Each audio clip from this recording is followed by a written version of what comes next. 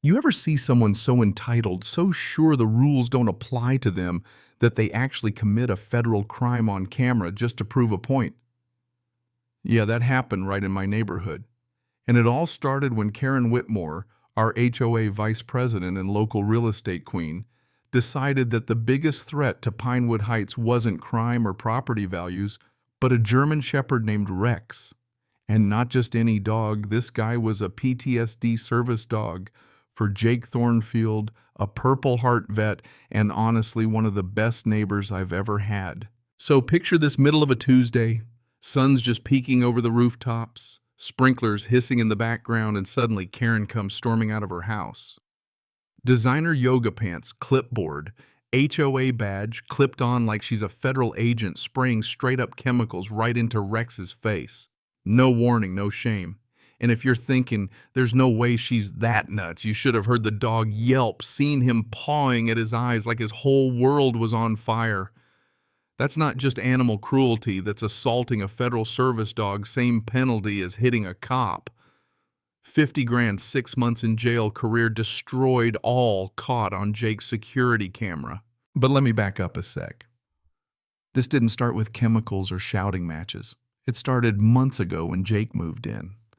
34 Army medics survived an IED blast in Afghanistan, came back with more scars on the inside than the outside, lost his marriage, moved here, hoping for a little peace and a fresh start.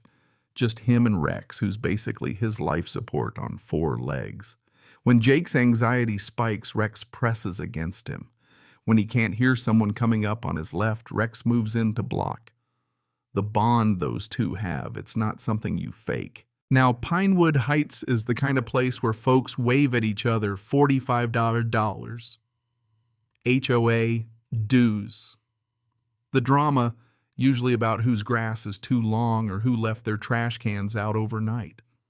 At least it was until Karen ran for HOA board on a Protect the Neighborhood ticket, which, as we all learned, really meant micromanage everyone else's life. She had this thing about fake service animals, watched too many YouTube exposés, thought she was the disability police.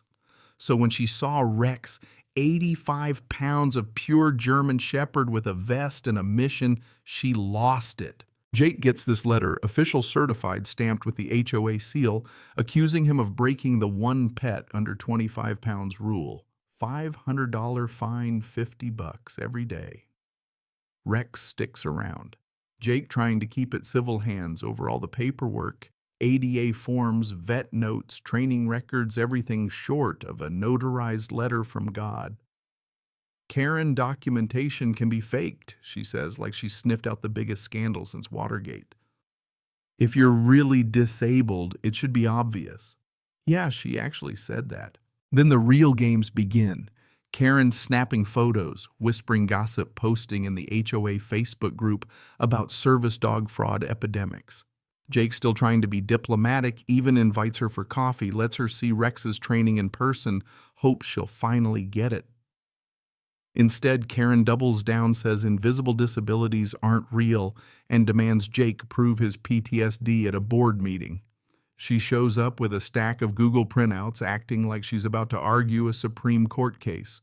We need your full medical records, psychiatric evaluations, and your doctor's cell number, or we'll escalate. And here's where Jake makes his first power move. Quiet, polite, but all steel. Actually, what you're asking is illegal. Federal law says you get 2 questions. Is this a service animal for a disability, and what's it trained to do? That's it. Karen's left there, acrylic nails clicking, looking like she just found out monopoly money doesn't count at the IRS.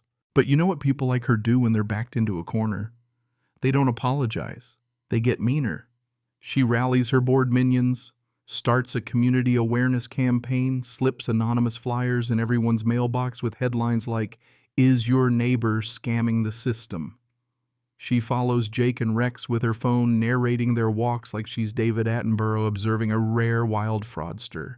She brings in her brother-in-law Rick, a guy with 0 actual qualifications to measure Jake's grass time.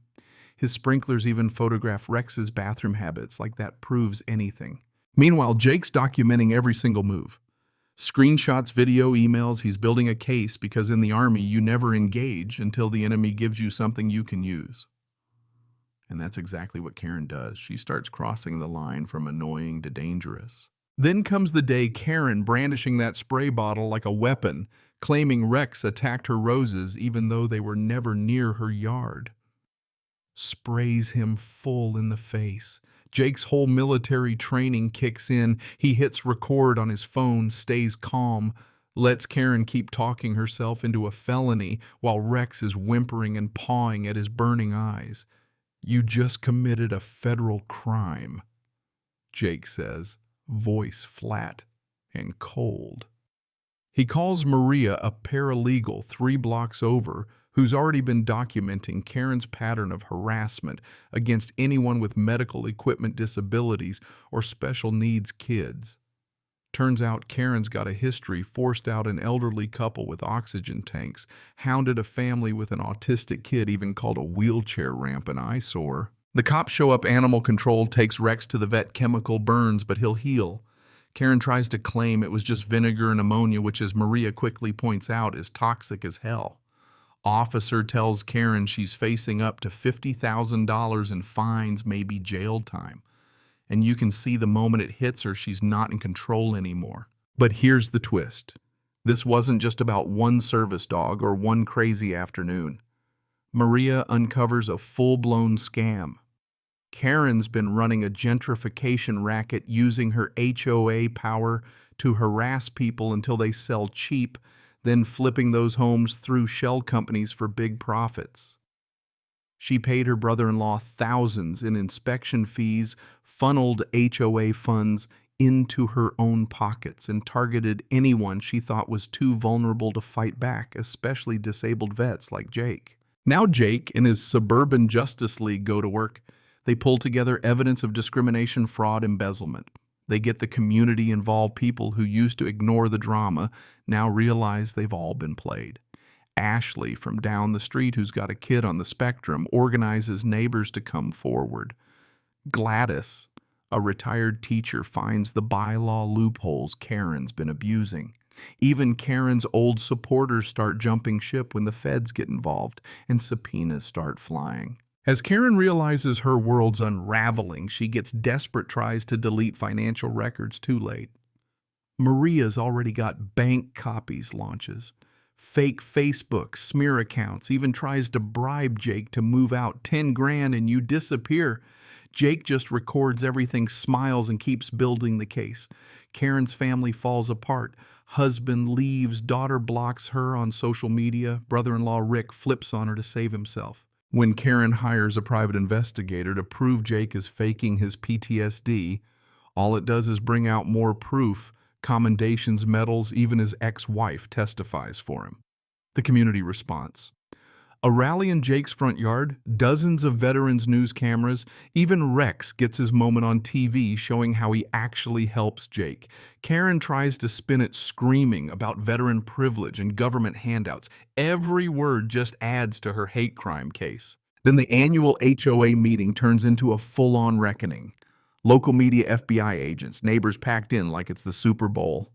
The audit reveals $23,000 in embezzlement, 15 grand paid to consultants, aka family systematic targeting of disabled residents. When it's Jake's turn, Maria reads his statement. Karen Whitmore didn't just attack my service dog. She attacked the rights of every disabled American, every veteran, every person who thinks HOAs are supposed to protect, not destroy communities. The vote to remove Karen 127 to 0. And when the federal marshals lead her out in handcuffs, she's still yelling about conspiracies, but nobody's listening anymore.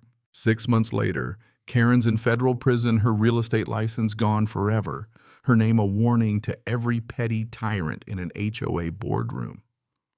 Jake wins a settlement, starts Rex's fund to train service dogs for other disabled vets, and Pinewood Heights turns into a model community property, values up new families moving and people looking out for each other.